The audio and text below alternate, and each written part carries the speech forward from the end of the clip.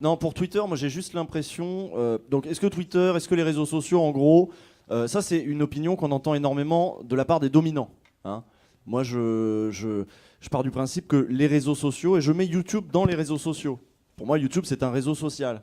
Donc les gens postent des vidéos, postent des commentaires, ont un compte, se répondent. Parfois, il y a même des gens qui font des vidéos pour répondre à d'autres vidéos. C'est un réseau social.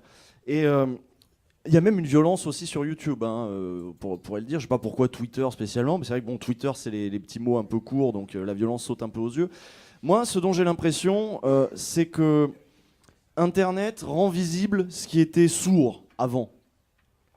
Si ça vous choque d'entendre des militantes noires dire qu'il y a une domination blanche, un racisme de classe, un racisme d'État et tout, et que ça s'invective sur les réseaux et tout, c'est parce que vous ne l'entendiez pas à la télé avant. Mais c'était dans la société, cette violence sourde. Ça met juste...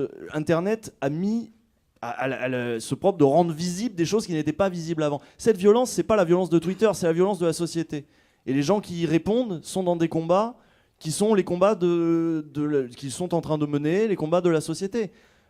Qu'on ait des débats polis, aimables, sur des plateaux télé, en face d'un autre représentant qui lui-même a une fonction de représentation, donc ça ne l'engage pas personnellement, donc il doit même se tenir. S'il s'énerve trop, s'il est censé représenter une cause, une association, s'il s'énerve trop, on va dire, comme tu viens de le dire, je sais plus où c'était, qu'il la dessert. Voilà. Donc les gens se tiennent, et puis il y a le parler bourgeois, il faut parler bien, il faut être calme, mesuré comme un bon bourgeois, voilà. Sur Twitter, les règles sont pas les mêmes, mais sur Internet, les règles sont pas les mêmes, parce que ça, c'est les règles du café. Au café, si on s'énerve avec quelqu'un, on s'énerve avec quelqu'un. Parce qu'il n'y a pas les caméras, parce que tout le monde n'est pas en costard, parce qu'on se parle comme ça. Donc Twitter rend juste visible des choses qui pouvaient se passer au café. Et parfois, au café, ça dégénérait en baston, il y a des mecs qui se prenaient des mandales. Bon, mais c'est pas... Ne cédez pas à cet argument des dominants qui est de dire Twitter ou les réseaux sociaux en général sont un lieu d'une violence inouïe. En fait, qui est un même argument qui est de dire le peuple, de toute façon, c'est des sauvages. C'est le même argument, il est de la même nature pour moi. La foule, elle est dangereuse. La foule, elle est méchante. C'est du lynchage. Bon, ça, j'aime pas du tout parce que c'est... J'aime pas du tout, voilà. Ne cédez pas à ça. Cette violence, elle est normale dans une société violente. On est dans une société très violente, avec des rapports de classe très violents. Donc, qu'il y ait un peu d'invectif sur Twitter, ça me paraît pas choquant.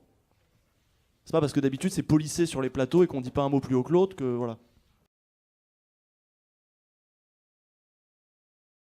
Bon, je vais être vu comme un horrible snob, hein, mais je m'en bats les couilles. Là, pour le coup, je m'en fous complètement. Voilà, j'espère que ce sera isolé et que le message passera, parce que je reçois des messages pour me dire parle avec le Raptor dissident, franchement ce serait bien, mais franchement je vois pas l'intérêt. Non, ce serait pas très enrichissant, ni pour lui, parce que de toute façon il est pas déterminé à m'écouter. Lui il veut pas un échange, il veut un match de quéquette.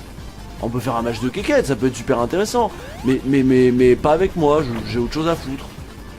Soit on est là pour parler de politique, soit on est là pour jouer à qui est la plus grosse. Lui est là pour jouer à qui est la plus grosse. Ça peut être très intéressant, mais ses arguments ne sont pas intéressants. Il va juste dire oui, moi je hausse plus la voix. Moi je dis vous êtes des cucks d'extrême gauche et je vais être plus violent dans ma rhétorique. Bon. Non mais après, est-ce que j'ai vraiment envie de parler avec des gens qui me parlent mal, tu sais? Il y a des gens, ils me parlent mal. Ils ont décidé qu'ils avaient le droit de me parler mal. Et ensuite, ils disent viens, on fait un débat respectueux. Ils ont commencé par me parler mal. Vous croyez que moi, j'ai bon espoir d'avoir un débat respectueux? Non. Moi, je peux parler avec plein de gens, il n'y a pas de souci. Mais quand on est respectueux. Si eux, c'est pas leur valeur. S'ils veulent dire oui, la gauche, elle est pas sympa. Elle dit que qu'on est des fachos. Alors, que des gens que j'ai pas cités nommément en plus, hein. Et qui vont dire oui, ils sont pas sympas, la gauche, ils sont pas respectueux, ils aiment pas le débat, ils commencent par insulter, ensuite ils disent ils veulent pas débattre avec nous alors que depuis le début on les insulte, mais sympa, tu vois.